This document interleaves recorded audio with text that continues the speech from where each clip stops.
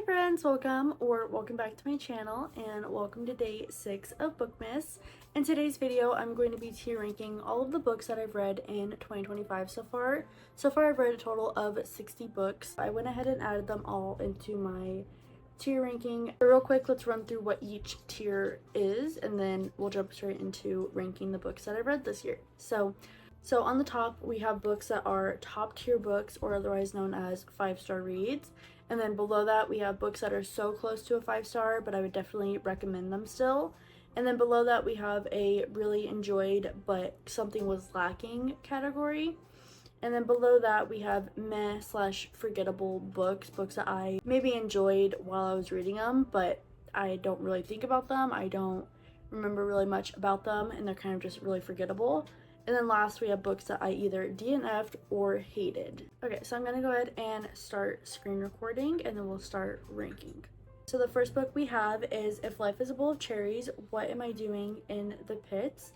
This one was pretty good. It was just general fiction, and I believe we were following like the storyline of this mother, just like the struggles of motherhood and like how mothers are still human beings and like it's their first time living too. That was kind of the vibes I got from it. I don't really think about this book that often. I think the cover is really cute and I think the overall story was really good. Like it's definitely a different type of literature than what I'm used to. I definitely enjoyed it, but I really don't think about it that often. And then we have Normal People by Sally Rooney. I absolutely loved this book, especially the writing style. I really loved Sally Rooney's writing. I thought it was very expressive and beautiful. However, the more that I thought about this book, I came to terms with not liking certain things, like the reason that he didn't want to be with her. I do also feel like it was very much right person, wrong time type of vibes.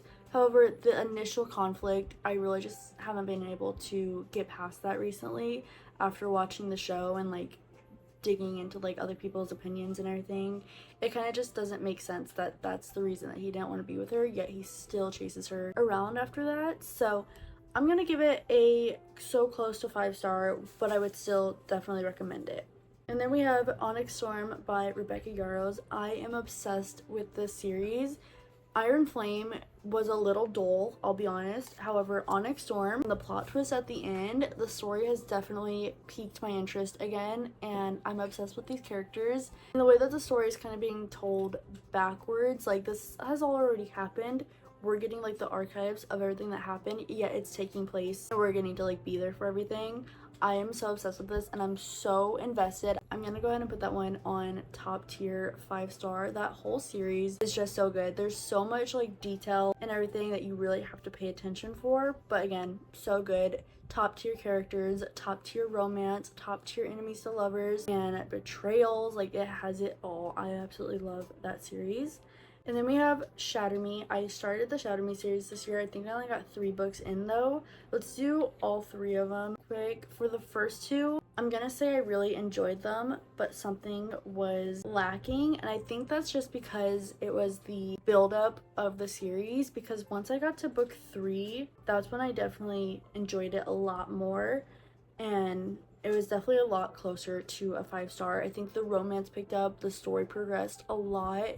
They actually started training for battle and everything and revenge. I'm gonna put that in so close to a 5-star. Would recommend. I would recommend that whole series, but you really have to stick it out till at least the 3rd book. That's how far I've made it. I really need to continue that series as well. I've invested after the 3rd book, so I'm gonna put the 3rd book in so close to a 5-star. Would recommend.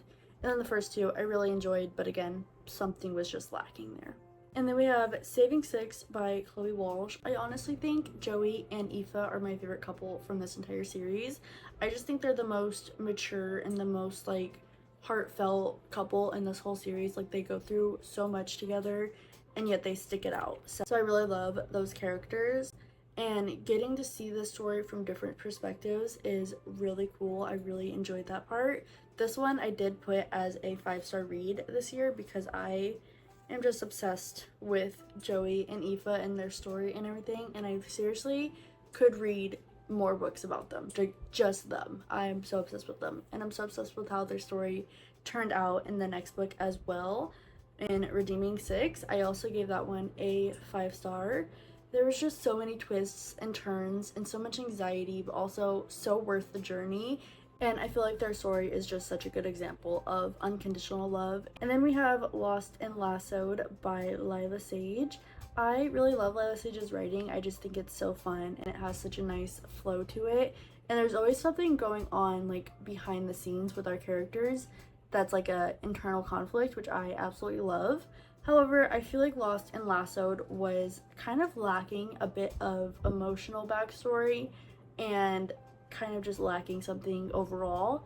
So I'm gonna go ahead and put that in the third category because I did really enjoy it. I really enjoyed those characters too, but again, something was lacking. And then we have Lightlark by Alex Astor. This is the book where they're basically competing to break the curses on their realms. I'm really just following Isla's journey through the trials in this one. However, I feel like the trials were not the main attraction in this book, and I kind of feel like they were kind of lacking a little bit. I really enjoyed the ending and the twist and the turns and everything, and I really am invested in this series.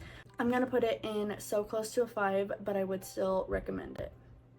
And then we have A Love Letter to Whiskey by Candy Steiner. This is a right person, wrong time.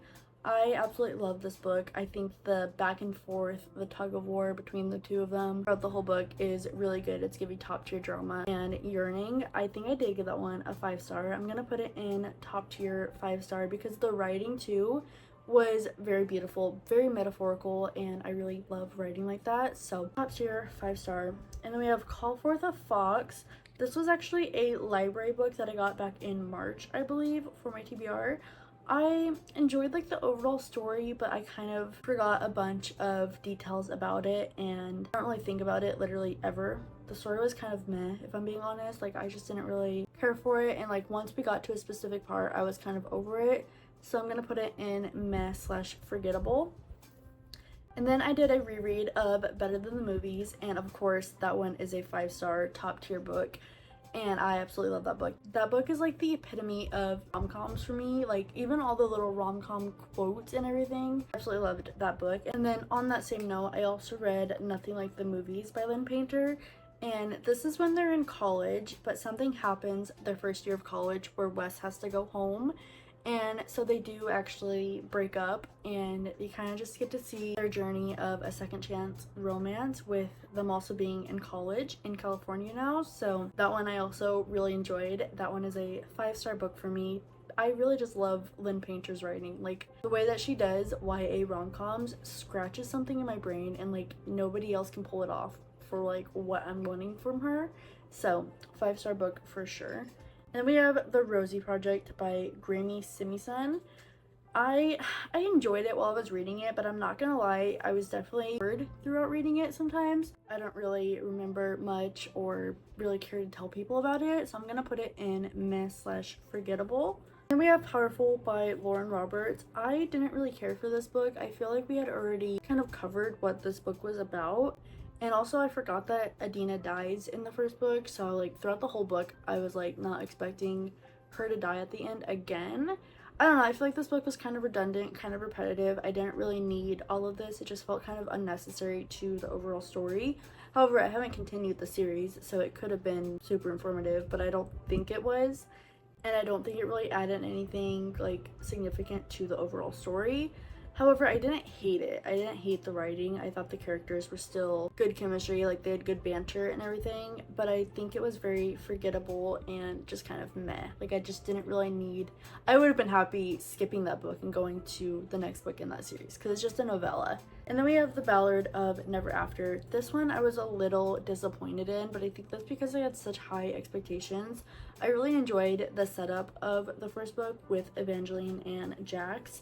And I've heard that the third book in this series is like really good, but the writing overall was very whimsical, very magical, and I think I'm gonna give it category 3 where I really enjoyed it, but it was just lacking something overall. And then we have Conditions of Will by Jessa Hastings. I absolutely love this book. I thought the writing was beautiful. So many beautiful quotes, so many relatable quotes. I feel like Jessa Hastings just has a way of putting feelings into words, like things that I have felt for years and just never known how to describe or put them into words. She just knows how to do that every single time, and I really enjoyed the writing in that book. the characters as well. Like, you either love or hate the characters, and it's definitely like one that will get reactions out of you. And the overall story was really good as well. I'm gonna put that one in top tier slash 5 stars. That one's definitely up there with like Magnolia Parks for me. Like, the overall drama, the family drama, the chaos, like everything, the banter, everything was off the charts with that book, and I wouldn't have done anything different, to be honest. And then we have City of Bones by Cassandra Clare. This is the first book of the Mortal Instrument series. I'm currently on book 4, I think. Book 3 or 4. I think 3 actually. But the first one was definitely lacking for me. I was invested, I just feel like something was lacking, and especially with the end twist that happens, I don't know how I feel about that. I'm not the biggest fan of that, and I just feel like something was lacking from that first book at least, and I don't know. And then we have The 7-Year Slip by Ashley Poston. This one is full of magical romance, magical realism, and New York City vibes. I really enjoyed this one. I really enjoyed how the magic is just there, and there's really no explanation for the magical apartment. It just brings these two people together, and I think the book was really cute. The writing was really cute. The setting was really cute, and the overall like way that the story played out, I really enjoyed. So I'm gonna give that one a 5-star as well. I really enjoy magical realism books when it's set in the real world and there's just a hint of magic intertwined into the story. So I'm gonna put that in top tier slash 5 stars. And then we have Wild and Wrangled by Lila Sage. I think this was maybe one of my favorite out of the series. That one was just so good. I think I'm gonna put it in so close to a 5-star and would recommend. Also, those covers are just gorgeous. And then we have The Inmate by Frida McFadden. This one definitely kept me on my toes. I was not expecting the twist at the end, and I really love being thrown off like that. So I'm gonna put that one on so close to a 5, would recommend. Frida McFadden books are very easy to recommend because they're such fast pace and like they're so easy to get through. You always want to know what's happening and like what's gonna happen next, and you always feel like you have it figured out until you get to the end, and then there's like this big twist at the end. So I would definitely recommend The Inmate by Frida McFadden. And then we have Deep End by Ali Hazelwood. This was a swimmer and diver romance. I really enjoyed this one. However, I feel like it was lacking, and I think that is because their relationship started as like a physical negotiation type of deal, and I just didn't care for their relationship that much. I feel like it was overly physical and there wasn't any like emotional connection, yearning, anything like that, anything with depth. So I enjoyed it, but it was definitely lacking in that aspect. And then we have Summer in the City by Alex Astor. This one is another New York City book that I thought was so cute. It was kind of rivals to Lovers. The characters had so much great banter, so much chemistry. I really enjoyed that book, and I love how we got like a tour of New York City, of him like kind of taking her to these places in New York City for her screenplay. I thought that was so fun. So that one was definitely a 5-star read for me this year as well. And then we have Great Big Beautiful Life by Emily Henry. Unfortunately, this one was lacking something for me. I really enjoyed the romance aspect. I just did not care for the interview that was being told and like the story that was being told through the interview. It felt very flat, and I just didn't really care for it. It didn't have any depth for me. And like, I know it connected at the end with the other character, but I just didn't really care for it, and it kind of just fell flat for me. So I'm gonna put that one in really enjoyed but lacking.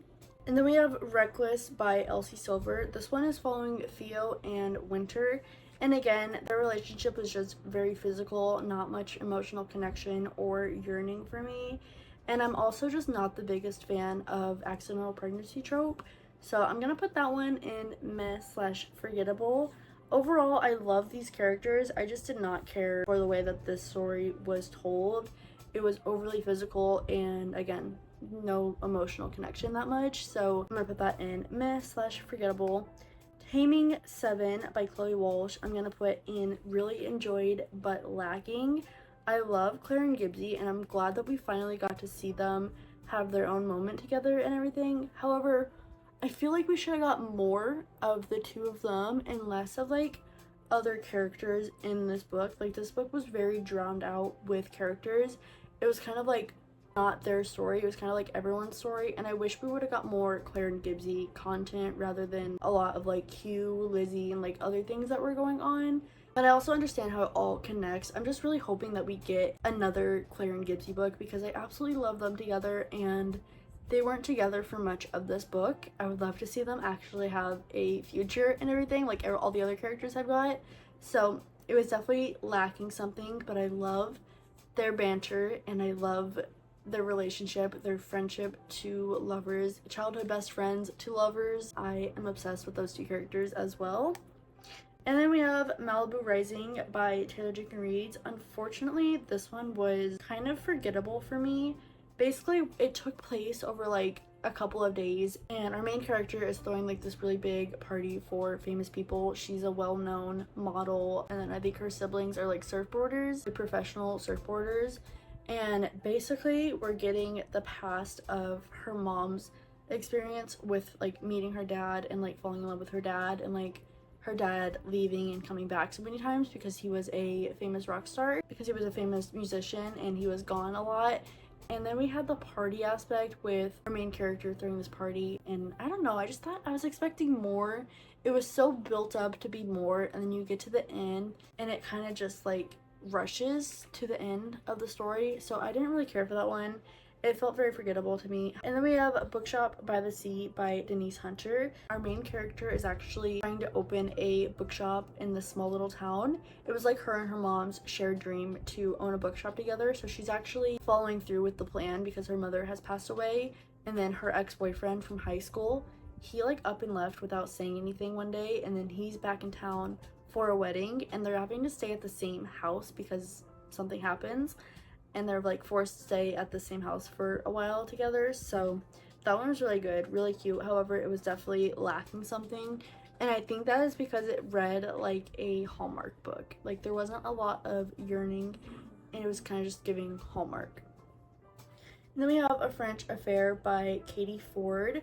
This was like an antique shop romance. She comes to work at his antique shop, and his antique shop is like failing, but she usually works in PR, so she has like this brilliant plan to bring customers in to his shop and everything, but he's kind of grumpy. He's kind of like resisting her ideas and like her plans and everything. I really enjoyed that one. However, I do think it was lacking, and I think the main character was kind of mean at some points. Like the main male character, he was kind of giving off mean vibes, and I didn't really care for that.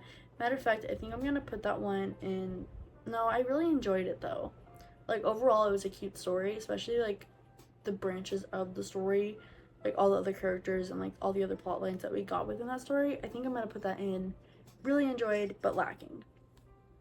And then we have Problematic Summer Romance by Ellie Hazelwood. This was a summer romance where our main character is going to Italy for her brother's wedding. However, her brother's best friend is going to be there, and they kind of like have this secret thing for each other, yet he hasn't talked to her in like 3 months, I believe. He has just kind of ghosted her.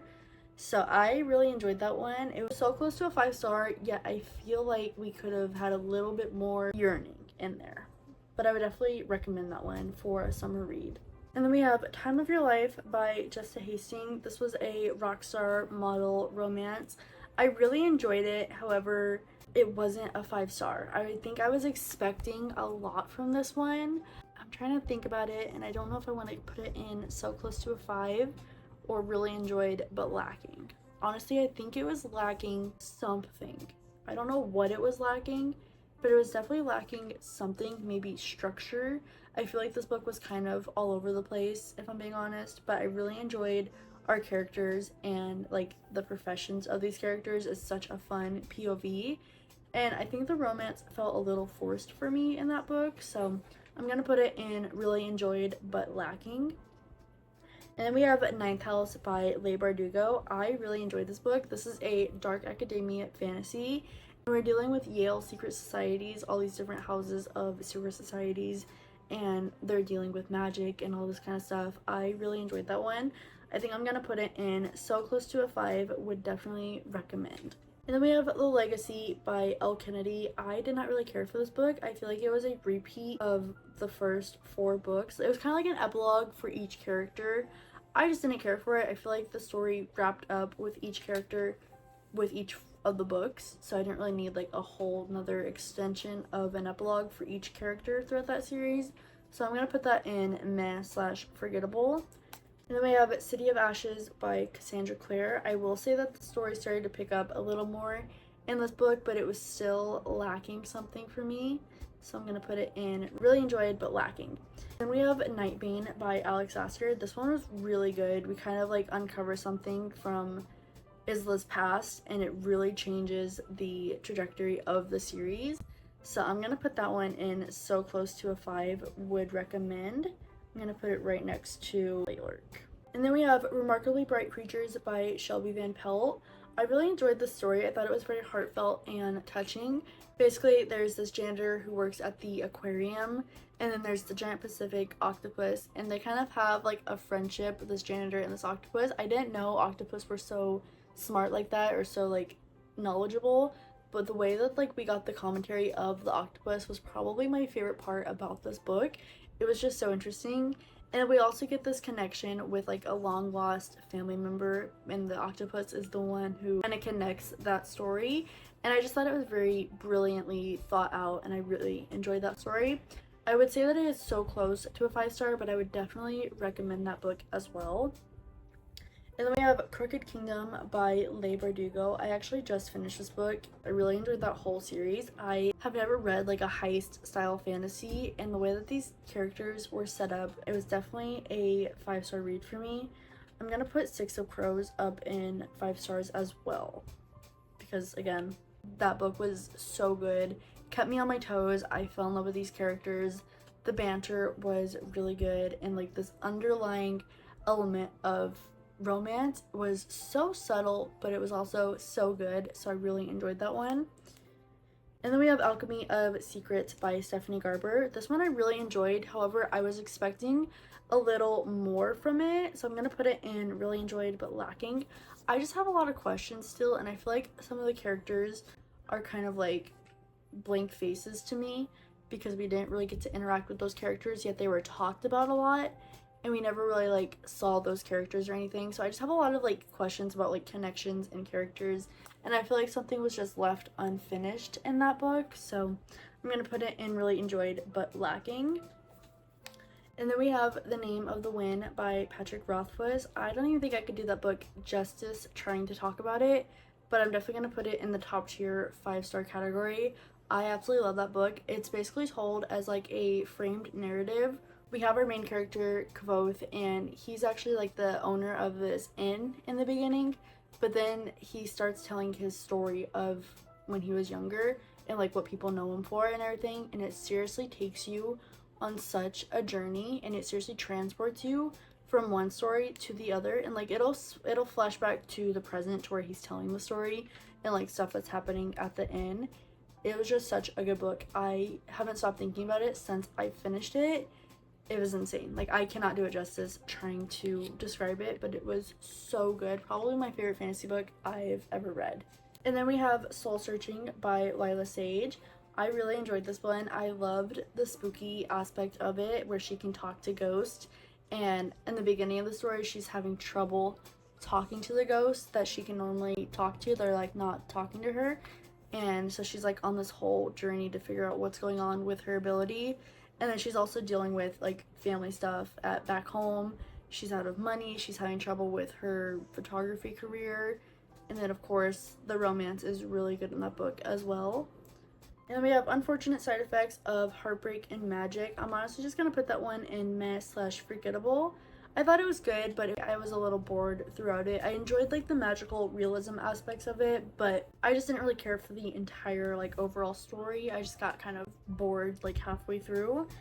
And we have Fall at Once by Nora Everly. I really enjoyed that book. I thought it was so cute, such a good fall read, and I would definitely recommend reading that as a fall romance. And then we have Atonement of the Spine Cleaver by Effie Bryce. I really enjoyed this book. I was actually told to read this book by one of my TikTok followers, but like there was so many details into this book, and I think there's like 2 stories going on at the same time, because our main character, she's on a mission to find her brother. Her brother's like in prison in this other city, but she gets stuck in these trials, and the trials are in order to become the next guardian of like the realm and the land or whatnot, and she feels like she's not worthy of being the guardian, so she's like trying to get out of them throughout the whole book. She's like researching how to get out of the trials, and I really enjoyed that book. Lots of twists and turns, lots of characters to keep up with though, but again, it was really good. I would definitely recommend it, but it was not a 5-star. And then we have Releasing 10. I did not really care for this book. I've talked about this. I don't really care for Lizzie's character, and I don't know. I enjoyed it, but it was definitely lacking. So I'm gonna put it in meh/forgettable. Then we have The Stars Are Dying. I really enjoyed this book. I wasn't expecting to enjoy this book, but it was actually really good, and I really enjoyed like the twist on the romance aspect and then like the big reveal at the end. I'm gonna put it in so close to a 5. I would recommend. Then we have 11/22/63 by Stephen King. I really enjoyed this book. I thought the story was really cool. I thought it was really cool how he went back in time. However, it was definitely lacking something for me. I can't put my finger on it, but it was definitely lacking something. And then we have the Mindfuck series by S.T. Abbey. I really enjoyed that book. I would say it was so close to a 5. I would recommend. I thought the high stakes and the romance was so fun, so that's where that's gonna go. And then we have The Four Winds by Kristen Hanna, a beautiful story about this family escaping the Dust Bowl. I'm gonna put that in so close to a 5, but I would definitely recommend that book. That was such a good book, and it's definitely one that will stick with you. Like the way that she portrayed this family, it'll definitely stick with you for a very long time. The Midnight Library by Matt Haig, another one that was so close to a 5-star, but I would definitely recommend it. She gets a chance to redo some of her biggest regrets in life and see how it would play out.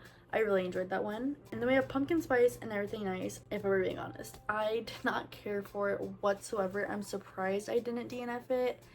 I just feel like it was so cheesy, like over the top cheesy and cringy. There was hardly any romance, and it was really just about the pumpkin spice latte the whole time, and it was like a competition between these two shops. I just didn't really care for it. I thought the story was cute at first, and then it was kind of just redundant from then on. A Man Called Ove, so close to a 5-star, would definitely recommend. Such a heartfelt story, such a touching story about an old man who's just ready to go and ends up finding a purpose to stay. I really enjoyed that book. And then the last book we have is Mariana Zapata's The Things We Water. This one was so close to a 5-star. I think I gave that one like 4.75, but the slow burn romance hits every single time when Mariana Zapata is writing it. And this one was actually a werewolf romance, and I really enjoyed it. There was so much to this book, but also it was very like calm. Like there wasn't a lot going on, but the story was still kind of progressing, and I really enjoyed it. So I'm gonna put that one in so close to a 5-star, but would recommend. And that actually brings us to the end of our tier ranking. Those are all the 60 books that I've read this year. I think that's all of them. I don't think I missed any. I went off of my Goodreads books that I've read this year, but those are all of the books that I've read in 2025 and how I would rank them according to that tier list. And I feel like I actually have a decent amount of books that are in the top tier or close to 5-star category. I feel like it's actually pretty equal. I don't know why I thought that I didn't have that many 5 stars this year, but according to this, I have quite a few. But that does bring us to the end of today's video. So let me know if you agree with any of my rankings or if you would put anything in different spots. I would love to hear your thoughts on these books. Otherwise, thank you so much for watching. And if you like this video, don't forget to like, comment, and subscribe. Otherwise, I'll see you in my next video. Bye!